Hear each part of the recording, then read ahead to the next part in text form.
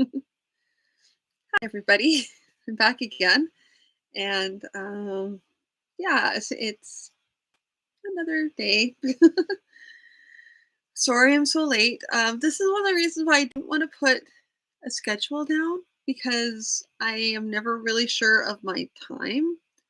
Um, the goal is between 5 and 7. As you can see, I'm almost running late on that. I'm sorry, guys.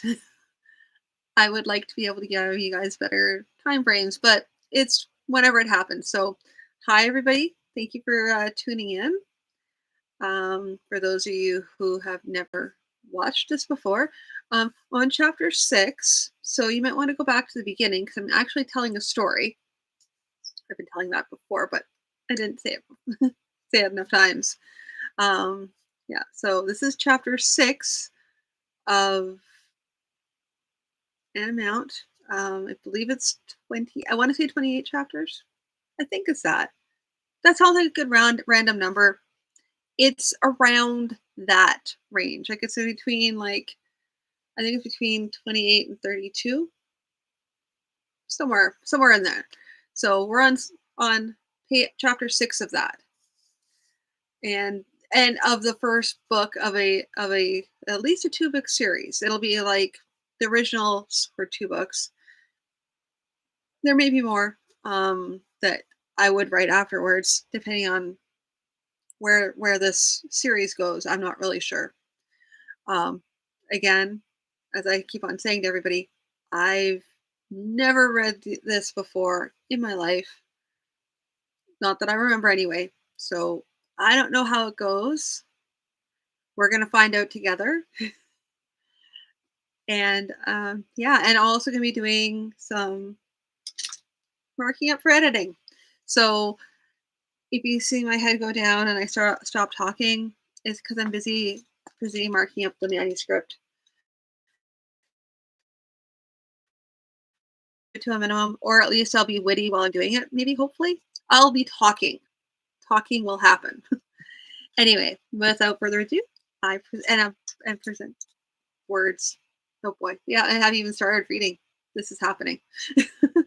Okay, chapter 6 of the Saga of Haram. Oh, you know what? I think I'm gonna go before I do that. Just for those of you just tuning in.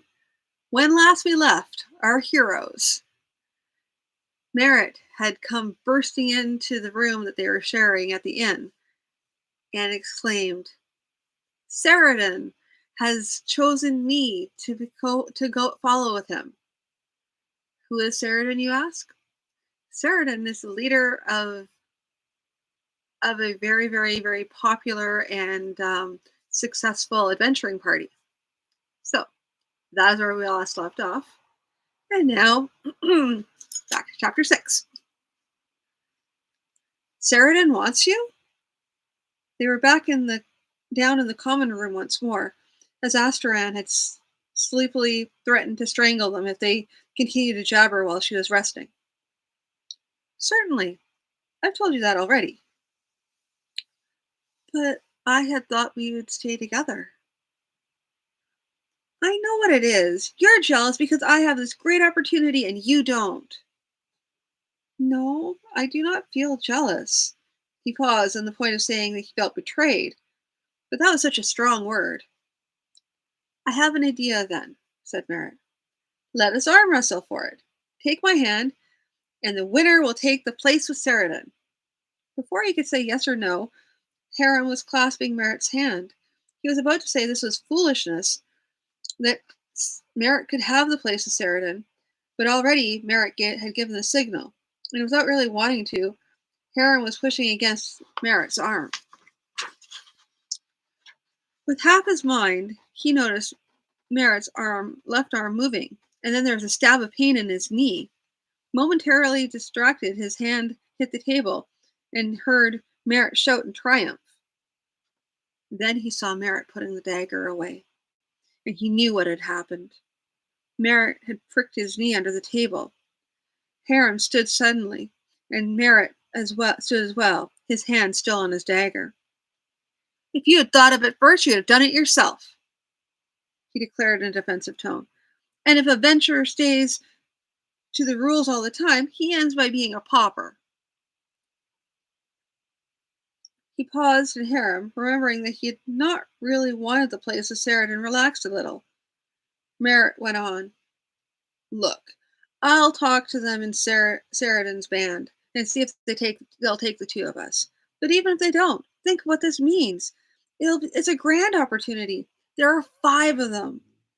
Two warriors who wear scale mail, a scout, a dark man whom I think is a half elf, and two mages, either of them more than equal to Sagahan. And they all have horses. And they'll supply me with at least a pony until we raise enough to pay for a horse. In a while, I'll have enough money to begin my own band, and when I do, I'll look for you to give you the first choice to join me. He paused again.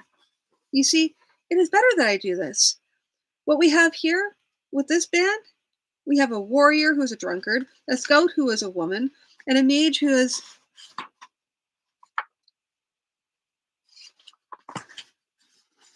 a third rate at best. We could go hunting goblins for the rest of our lives, always making sure that there are no more than 10 of them, and picking up a handful of coppers each time. How often do you think we would happen upon such treasure as the ogre had? Now there's enough money to buy swords for us. When do you think we'll have enough money to buy armor? He suddenly stopped. I'm going now. Won't you wish me well?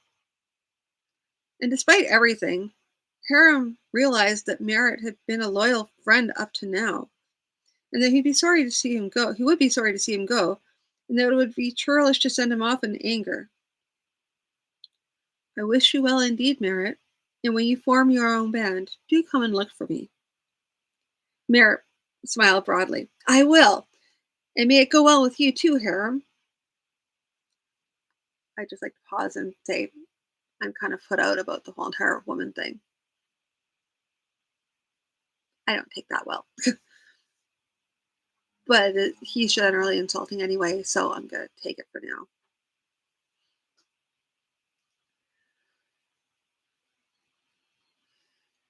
Three days later, Harum had cause to feel less charitable about Merritt. The other three had come back from their various pursuits, Warwick's looking much worse for the wear, and Asteran demanded, Where is your friend? Did he think I was not serious about leaving without him? At that point, Merritt realized that Merritt had gone away, leaving him, Harum, to make explanations. He will not be back. He has a position with Sheridan's band. She turned burning eyes on him. What do you say? He has a position with Sheridan's band. I'd have thought he would have told you. And so would I. When did this come about? The night we first arrived in the city, he came to wake me to let me know. And what of you? Did you not think to take the opportunity as well? Hiram thought for a moment of telling her that there had only been one position open with Sheridan, but realized in time this would only increase her wrath. He shrugged. I am still here. And the sword we bought him? Demanded Oritz, who had gradually realized the situation. I don't know. If it isn't here, then I suppose he has taken it, thinking it was his own. His own? Aye, his own when he'd earned the money to pay for it. Well, bad luck to him, I say. I say we are rid of him, said Asteran. If he feels thus about our company, that he will leave it when he thinks he sees something better, might he not run to save his own skin if serious danger threatened? Merritt is no coward, said Harum hotly. No, he left in the night, leaving you to make the explanations, did he not? Harum had no answer for that. He was annoyed with himself that his friend had taken off with a sword that was not rightly his, leaving Harum to bear the wrath of the party. All he could do was say, Merritt is no coward. a declaration that seemed even weak to him. It was a difficult morning for the band. No one said anything against Haram outright, but Merritt's defection put him under a temporary cloud.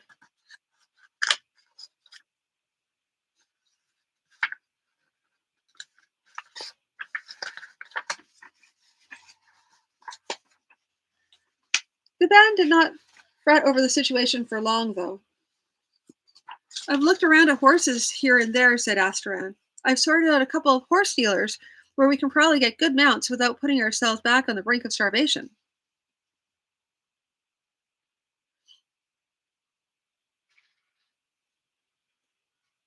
The first horse dealer Asteran had chosen was a tall, spare man with a shock of black hair on his head and a nose that had clearly come from some Shondakarian forebear. Though there were three veterans, though any of the three veterans were adept at bargaining, an unspoken agreement said that Asteran handled the trading for them. There was a great deal of description of the fine points of these specimens of equine magnificence on one hand, and analyses of the shortcomings of these broken down nags on the other. But she finally bought three horses, all light horses with some combat training, and one pony for Haram. With some hard bargaining, she arranged that the tack should be included in the price, though the merchant insisted that she would be the cause of him becoming a pauper, begging for bread in the streets with his wife and 7 children. When they had taken their animals away, she turned to the others. The price I got the price I got was the best that could be had, I think, and even so it was high. We are not quite back to the poverty we were in before we fought the ogre, but we shall have to be careful until we see what fortune we have. And mind having horses means we shall need to look for provisions for them as well as ourselves. In the main, we can feed on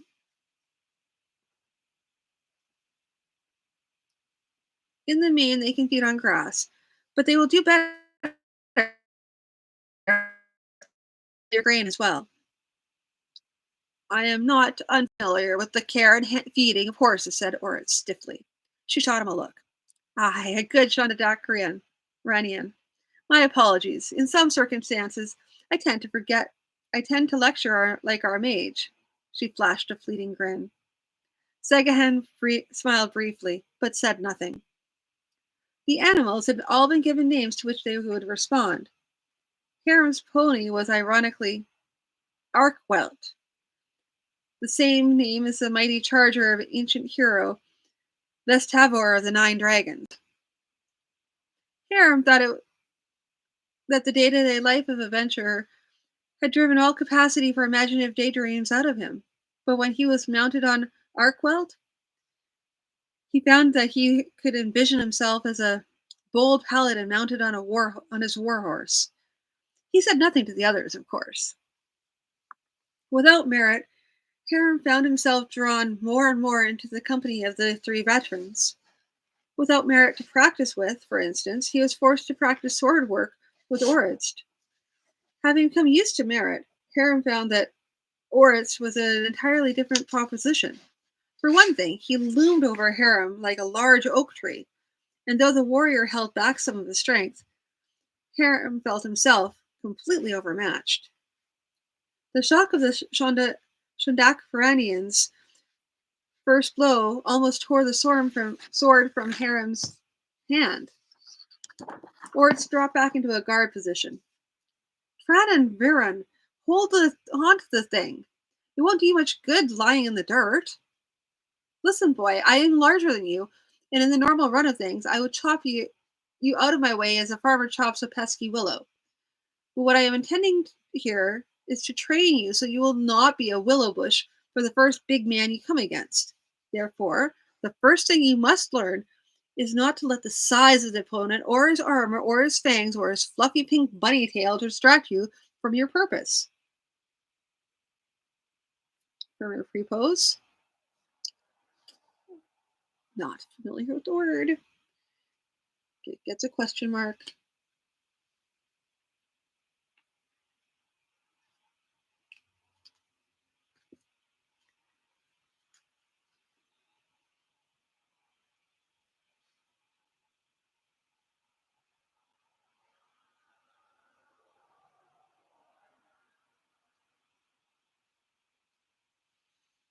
which is to stop him out of your way.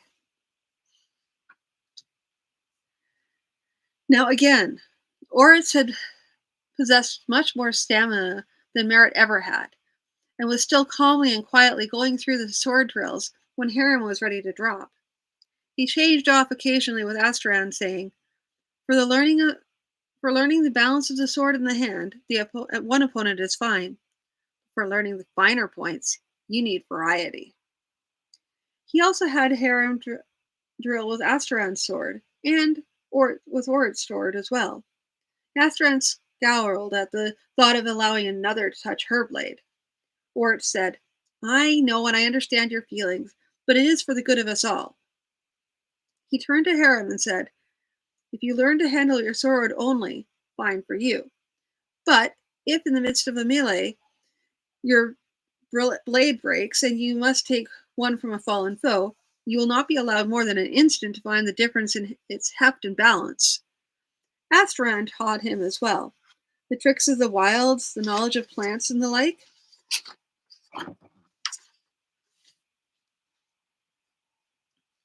"See this here, boy?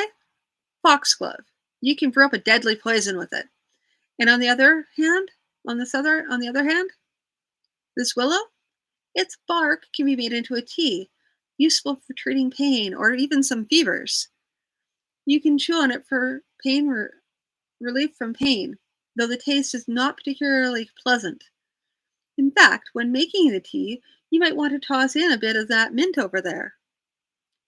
She also began teaching him the rudiments of tracking, drilling him in the training, drilling him in the knowledge even more relentlessly than Sagahan drilled him in the knowledge of runes. After 2 weeks of all this study, as they traveled the hills and of the interior of the kingdom, Hiram suddenly realized what the meaning of this new training, aside from more work from him. It meant that he was accepted as one of the venturers. This was confirmed for him one evening as they sat around the campfire. Ort said, "Now that we have 4 members, we might be able to take greater risks." He waved a hand as though to wave away protests. "Oh, we won't be taking extreme risks, not for some time. But we might fight larger parties of goblins, for instance. And in doing so, we will find the gains larger. I hope you do not expect us to be rich by midwinter," said Asteran with a smile. "No, not rich, but perhaps richer. Perhaps we might be able to think of other things than merely surviving. Harem, tell us, what is your goal in life?" "My goal? Aye, surely you hope to be more than a hand-to-mouth venturer for the rest of your life, so for the rest of your days." "My goal." He shut his mouth. However much he was a part of the band, there were some things he did not want to tell them. "Oh, lad, tell us. We won't laugh. But let me guess, you wish to be a paladin on a great horse, slaying evil monsters and righting wrongs. Am I not right?" Well, Harry stared at him with his mouth opened. Forrest went on. "Hi, you need not tell me. What else is there for a young man? Even I, when I was your age, had the same dream. I would be a paladin. I would wield my sword only in the service of right causes. I would make the world a better place." From somewhere, Harem gained the courage to ask, "And would you still become a paladin one day? Someday?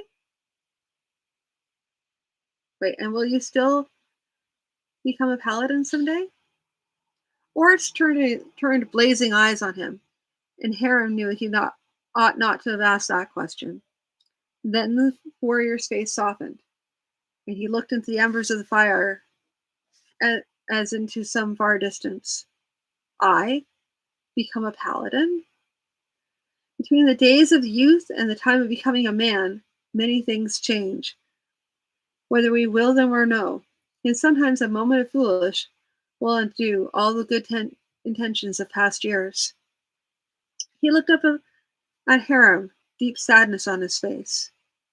"We may have done you a disservice, lad. When you sought to join us, We ought to have sent you back home. For all the riches and gold you may find, none, none can compare to that you have a home to go to.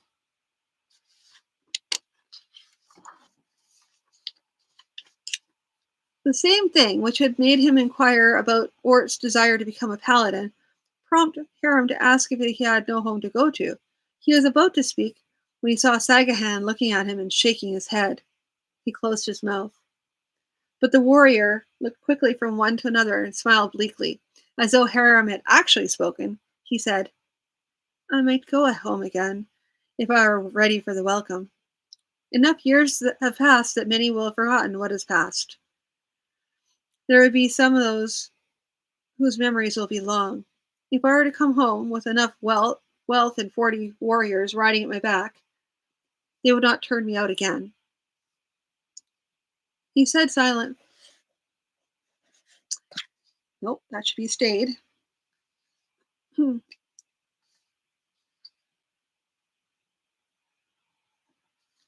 He stayed silent for a little time, then laughed sharply. And yet, I have been at this business enough years to know there's little likelihood of earning sufficient money for that. Our band is stronger, but not that much stronger.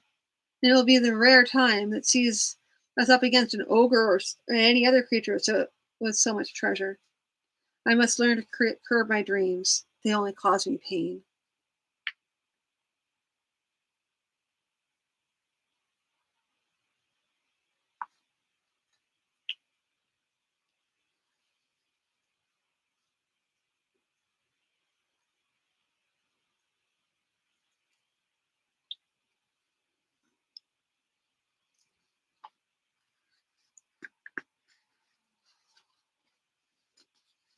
They were in Helen Howdress.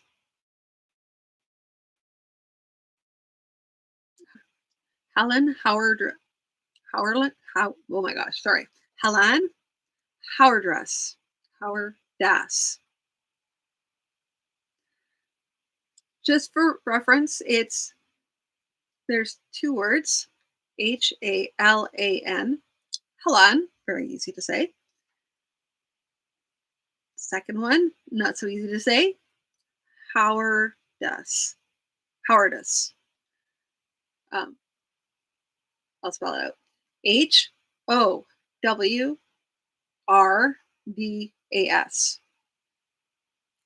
Fine for some people, not for me. Tongue tied. There we go. Anyway, they were in Halan Howardus,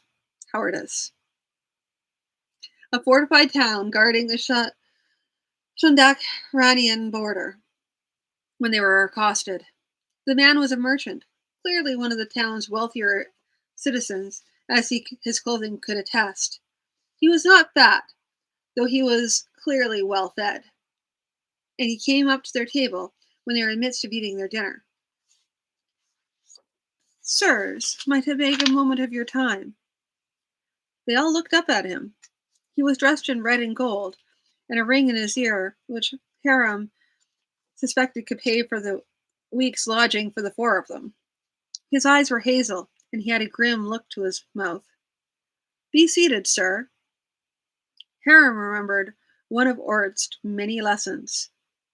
If a merchant approaches you politely, be polite in turn, at least until you find out what he wants. Have you any knowledge of the land across the border? Ort smiled. A little. There was no trace of sarcasm in his voice. Would you be willing to undertake a task in Shondakar? Why, that would depend on the nature of the task and the pay to be offered. The merchant considered a moment, and it seemed he would give another careful, non-committal answer. But when he spoke, emotion got the better of him. They've kidnapped my daughter. Will you rescue her for me? Dun dun dun! That's the end of the chapter. So, I mean, that was kind of interesting. There's a little tiny bit of foreshadowing. Was a little short on the foreshadowing, but still, I kind of like it because everyone seems kind of they need to be kind of flat in the beginning, and then they start getting a little more depth and everything. Um, Still not happy with Merritt. Merritt really make me angry. I don't really like him at all, and I think that's the point. He really, yeah, yeah, yeah, yeah, got me angry, full on angry, which is good because he's not supposed to be likable at this point. But we'll see where this story takes us. I mean, the question is asked: Will they take this quest? Find out tomorrow in the next chapter of the Saga of Haram, which I'm enjoying. If nothing else, I'm enjoying the story. I hope you're enjoying it too. Um, Thank you for tuning in. And if you have any questions, I, if you're able to leave comments, feel free to leave comments. I've got places for you to do that. And yeah, well, otherwise, I will talk to you tomorrow. So have a good night, everybody. Thank you.